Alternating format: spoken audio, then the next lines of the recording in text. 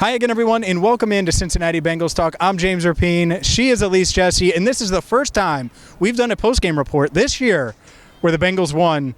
They handle business 41-24 over the Las Vegas Raiders. They're 4-5. Their season is alive, Elise. Through all the talk of the past week, their season is alive. It is still alive, and it was so funny because Joe Burrow said this is a must-win, and he was pissed, even though he threw 5 touchdowns. Yeah. Actually, I like seeing that from Joe Burrow. I like that he's pissed, even though he threw 5 touchdowns, scored 41 points, and they won at home. Yeah, I think there's a bunch to get into in this game. To me, the biggest moment, the defining moment, we're going to get to the defense and what Trey Hendrickson did today. Very special performance. The first drive of the game, the Raiders go down the field, 70 yards, score a touchdown. Yeah. Aided by a pass interference penalty on 3rd and 10. And so that happens, and it's like, all right, here we go. What do the Bengals do on offense? And I thought Joe Burrow, that was we got to win. Yeah. Put the team on his back. Huge play where Max Crosby's in his face. Would be a sack on most quarterbacks. He flips it to Chase Brown on 2nd and 1 for a first down. Chase Brown was really good on that drive. And then 4th and 3, flips it to Tanner Hudson, or throws it to Tanner Hudson for an 11-yard gain. They ultimately score a touchdown. Burrow to Brown. What can Brown do for you? I thought that was a real big moment. I mean, there were 65,000 fans here. A lot of them were nervous going into that drive, I think, and the Bengals responded the right way. They had to respond. They didn't have a choice but to respond against the Las Vegas Raiders. If you let that game get out of hand, that defense is not shabby. Mm-hmm. That defense was pretty good. And Max Crosby was all over the field today. Mm-hmm. So you had to score on that drive. I'll tell you, James, why I'm really actually happy is because I finally saw a run game today that we could talk about. Yeah. Chase Brown, the leader of that. That was very good to see, especially with Zach Moss out this week. Yeah, I think, one, you lose Zach Moss Friday. I think it's a very serious injury. I would expect to see him go on injured reserve this week. And so if you're going to lose Zach Moss for most of the season, if not all of this year, well, you need Chase Brown to be RB1. And he was that. I mean, he averaged 4.5 yards a carry. I think it was, you have the stats, maybe, 105 yards? Too many. I believe, 105 yards rushing, 103, maybe he got knocked back. Anyways, had 37 yards receiving, had the touchdown, but they averaged 4.5 yards a carry. Yeah. And those that watch this channel know I've said 4-3 or better. Be efficient on the ground. They were efficient. They were also explosive. He had a 21-yard run. In the running game, you're right, it got going. It absolutely needed to also. They were finally looked like a team that is a team that fans can believe in. Do you know what I mean by that? Like, they finally looked like a team where they were executing, where they were looking to execute. Yes, there were mistakes. There will always be mistakes in every single game, but they looked so much better with the complementary run game in the addition to Joe Burrow being able to throw 5 touchdowns. Joe Burrow was just insane. I mentioned that first drive. Didn't throw an incompletion. In fact, he finished 15 of 15 on their first 2 drives. I think it was going into their 3rd drive. He completed his first 15 passes. At one point was 22 of 27. Was just locked in, dialed in, playing at a high level. Yeah, he was 22 of 27 after they took the 31-10 lead. And the game kind of gotten out of hand. Then he throws the pick 6, which he clearly wasn't happy about. You mentioned how pissed he was. Throws the touchdown to Mike Gesicki. Mike Gesicki played great. Had a 100-yard game, 5 catches on 6 targets, 2 touchdowns. We saw the Gesicki gritty. But Joe Burrow was clearly not, check it out. The video's up here on Cincinnati Bengals Talk, but not happy. Here's why I like that. They play the Ravens as we're recording this, like 100 hours from now. Yes. You have to be that way. You have to turn around quick. You talked to some guys in the locker room. It felt like that was their mindset, and that probably started with Joe Burrow. Yeah, and I don't care who you're playing. If you are the road team on a Thursday night, you play Sunday, it is tough to get your body ready, to get your body, just your body set up and ready, practice in, everything installed, ready to go, recovery, all of that stuff that goes into being able to play great the next week on 3 days rest. They all kept saying it's Wednesday today, and we were told that Joe Burrow addressed the team after this game, and he simply said, we're not celebrating this win. We're not celebrating. We are on to Baltimore. Joe Burrow, all the players always say that Joe Burrow is all business, and we saw that firsthand today, I think. Yeah, all business. Throws a 48-yard touchdown and rolls his eyes. Yes. Which everyone saw on the broadcast. He said it was an embarrassing second. He was embarrassed by his own play, which is crazy. Yeah, because he was still really good today. Yeah. And so, but to his point, I think that's the standard they're going to have if they're going to beat the Ravens, who just absolutely rolled the Broncos today and look like one of the best teams in the NFL. More and plenty of time to talk about that matchup, which is coming very, very quickly. It's going to be a sprint this week for us as well.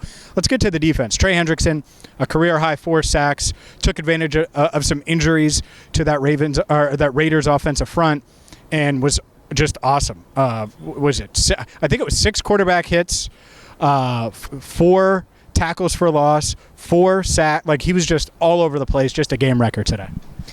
I think total as a team, they had 13 or 14 quarterback hits this afternoon. And I was a little bit worried when B.J. Hill went out to start the second half. I'm like, I'm worried about the interior defensive line and their production there. But honestly, Trey Hendrickson, I don't know how he does it. I don't know where his ability to be as productive as a player as he comes from, because it's so rare. I feel like he's one of those very rare talents who can show up every single day and put up such effort that we see.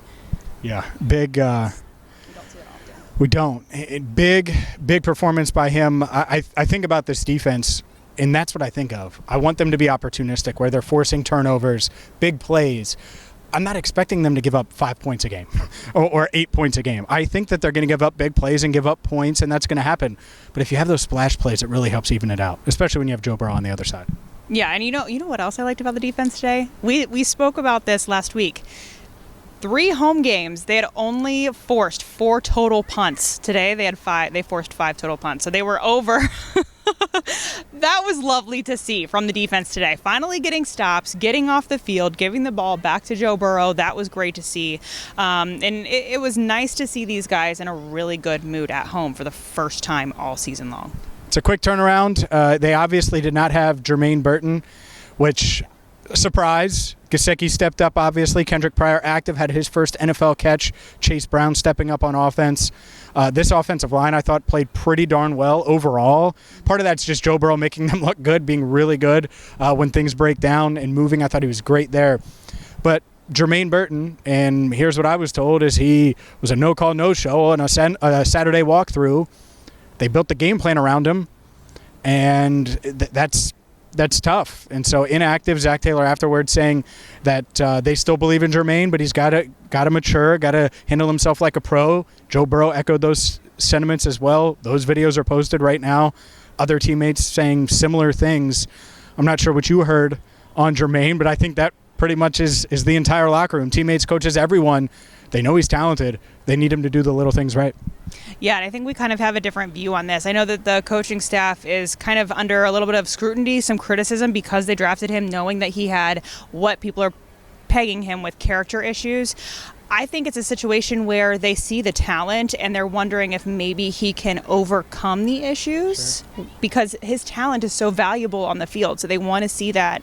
And here's the honest truth. Joe Mixon was drafted in the second round, and he was flagged with character issues. He went his whole career so far, mostly, not dealing with the same issues that Jermaine Burton is.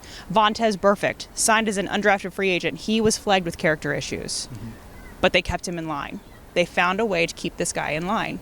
Who can be in charge of, I'm almost thinking like, if I'm Joe Burrow and I want Jermaine to play, after Friday's practice, I'm saying, no, you're getting in my car. You're coming to my house. You can sleep in the spare bedroom. You're not leaving my sight until Sunday. That's almost what I would do. I've heard of former players, older players, doing that with certain players that they had to try to keep out of trouble so that they could have him available. I mean, your availability is everything on Sunday. Yeah. And players knew that. Coaches knew that. So it's almost like, who can be the person that would maybe be willing to be almost in charge of Jermaine Burton until Sunday? That's I have thoughts. Can you say them here? I cannot. I probably can't. No, you were fine. What you said was fine. Anyways, I'll let that be. If Joe wants to do that, Joe, feel free to do that. But I'm not saying he has to be the one, but I'm saying, like, if you want this guy to play and he can't get out of his own way, it's almost like you have to, like, show him the way, like physically show him the way, like how to not shoot himself in the foot. Elise wants to stuff Jermaine Burton in the storage closet next to the locker room until game day. No, let him sleep inside Zach Taylor's basement. I don't No, care. I wouldn't want that. Anyway, see, you're going to get me in trouble. The bottom line is the Bengals won today. It was a must-win. There was drama around Burton over the past 48 hours and everything that involved there. And guess what? They still won. So now they have to hopefully get healthy. They had some injuries today. B.J. Hill injured, Eric All injured. Who knows if either one of those guys can play on a short week. So could be down some starters. We'll see on Orlando Brown Jr. and T. Higgins. Really need those guys back. Really need those guys back for Thursday Night Football. We'll have you covered all week long. It's a sprint to Thursday, so make sure you hit that subscribe button, ring the bell. And for Elise Jesse, I'm James Rapien. Thank you so much for watching Cincinnati Bengals Talk, where the Bengals beat the Raiders 41-24.